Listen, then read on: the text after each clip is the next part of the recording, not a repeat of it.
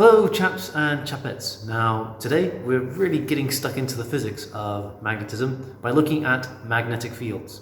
Now by the end of this video you should know what the definition of a magnetic field is, and you should also understand how to identify the patterns of a magnetic field. You should also be able to draw a magnetic field line diagram by the end of this video.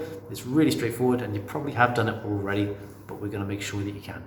The challenge today is to describe the best uses of magnets, because there are literally thousands and thousands of them, and well, you probably know some that I don't, and I'm dying to find out what you know. So let's go into what a magnetic field is. Well, a magnetic field is literally describing the thing it is. It is a zone of influence. The word field means a zone of influence, and it is a zone of influence for magnetic materials. Write down that definition. It's a straightforward one, but you can be tested on it. Now that word field, it applies to lots of different situations, not just magnetism, but also electrostatics. So an electric field, it's a zone of influence for charged particles, or a gravitational field. It's a zone of influence for objects with, well, mass really, and that's pretty much it. So learn the definition of field, it comes up quite a bit. So what we're going to look at now is how you can detect a magnetic field and what that field shape looks like, and let's go into it.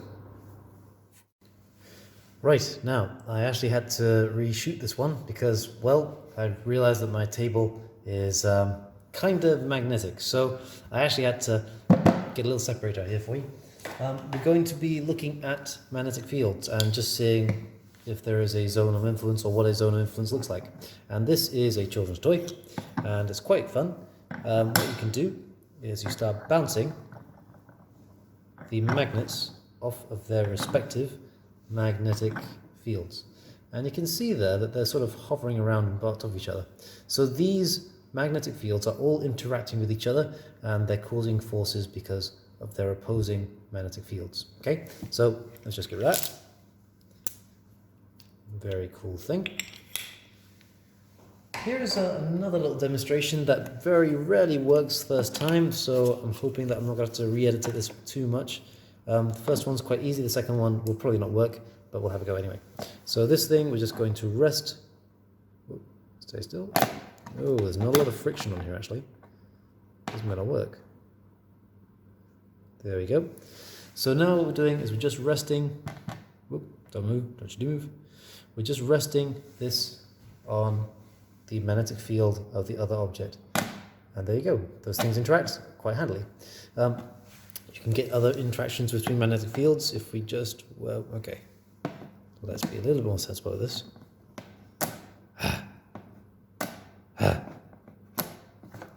Okay, let's try that again.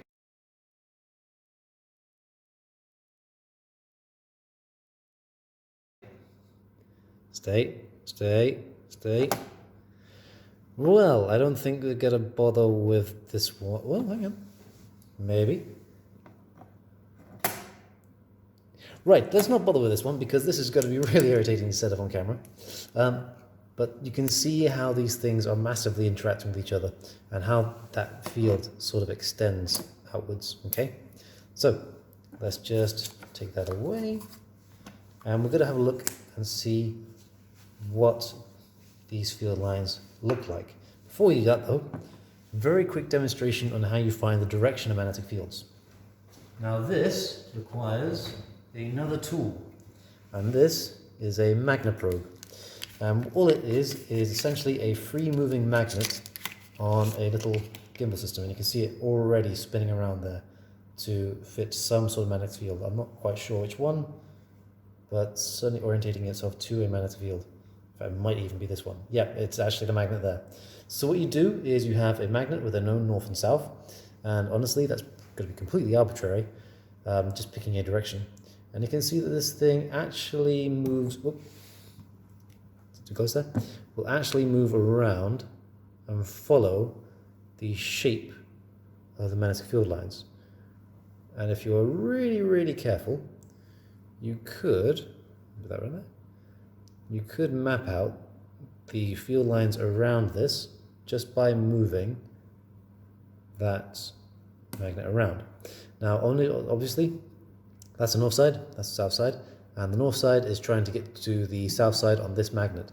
And if you flip it around, the south side on that magnet is trying to get to the north side on that magnet. And there you go, magnet probe. And that lets you know about the direction these things are going in. They will always go from north to south. That's an important thing to remember. So let's just pop that away. There you go, there it goes. And what we'd like to do is really visualize this, make it a bit easier for you to see. So we're going to take that, I'm going to put this on top. There we go.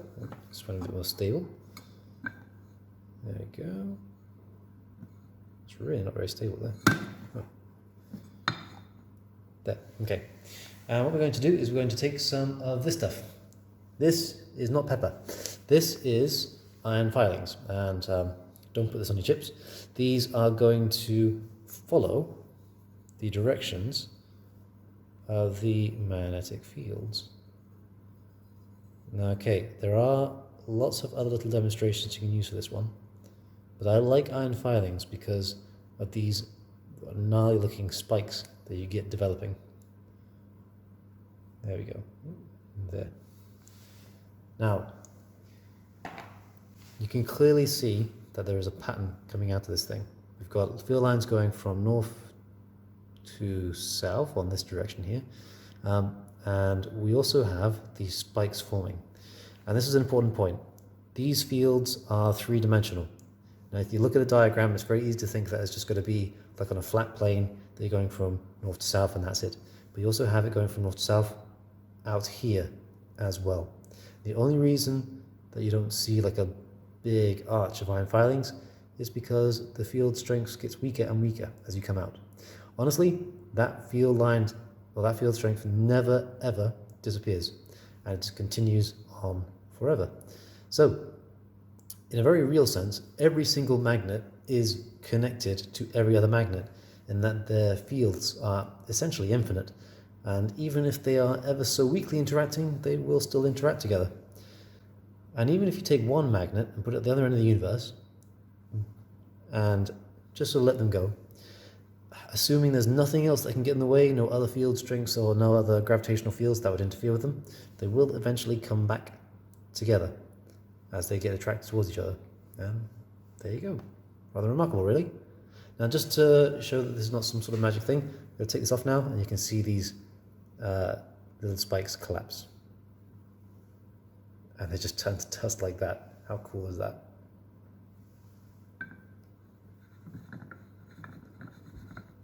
Very, very cool. Okay, so a couple of things to pick up on with the magnetic fields. This is a bar magnet. You should be able to draw that from memory, and it's not really that difficult. The only things you need to remember are that the field lines go from north to south all the time. Okay, so always go from north to south, and if you can remember that, you can pretty much draw any shape of magnetic field. So there we go.